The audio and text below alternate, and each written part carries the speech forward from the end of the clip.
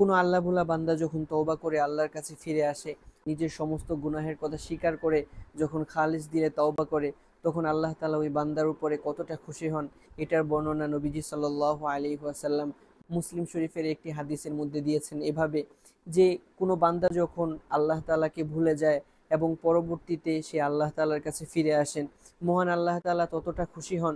তিনি দৃষ্টান্ত দিয়েছেন এভাবে, যে মরুভূমিতে কোনো একটা মুসাফির যখন উট নিয়ে চলতে থাকে, হঠাৎ করে তার বাহনটা তার খাবার দাবার সহ যখন হারিয়ে যায়, তখন এই মুসাফিরটা তার জীবনের ব্যাপারে শঙ্কিত হয়ে যায়, যে সে ভাবতে থাকে এই বিশাল মরুভূমির মাঝে আমার বাহনও হারিয়ে গিয়েছে এবং আমার খাবারও হারিয়ে গিয়েছে।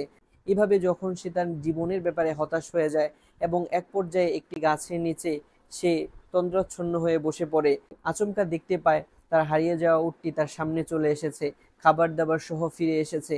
সে তন্দ্রাচ্ছন্ন অবস্থাতেই সেই উটের লাগামটাকে হাত দিয়ে ধরে ফেলে, আর এত বেশি খুশি হয়, এত বেশি আনন্দিত হয়, সে ভুলে বলে ফেলে, আল্লাহুম্মা আনতা আবদি ওয়া আনা রব্বুক, হে আল্লাহ তুমি আমার বান্দা আর আমি তোমার প্রভু। এতটা বেশি খুশি হয় ওই মানুষটা, যে মানুষটা তার জীবনযাপনের ব্যাপারে শঙ্কিত হয়ে গিয়েছিল, যে আমি আর বাঁচবো না, আমি মারা যাব, এই মানুষটা আনন্দের আতিশয্যে আল্লাহ তাআলাকে বান্দা বলে ফেলে এবং নিজেকে প্রভু বলে দাবি করে বসে।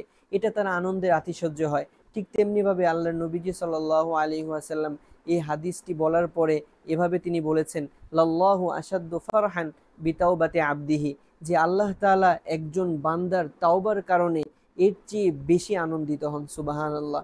সুতরাং আমরা যখন আল্লাহ তাআলার দিকে ফিরে আসব, আমরা যখন আমাদের নিজেদের সমস্ত পাপের কথা স্বীকার করে আল্লাহ তাআলার কাছে ক্ষমা চাইব, আল্লাহ তাআলা আমাদের উপরে সন্তুষ্ট হয়ে যাবেন। আল্লাহ তাআলা আমাদের সবাইকে তৌফিক দান করুন, আমিন।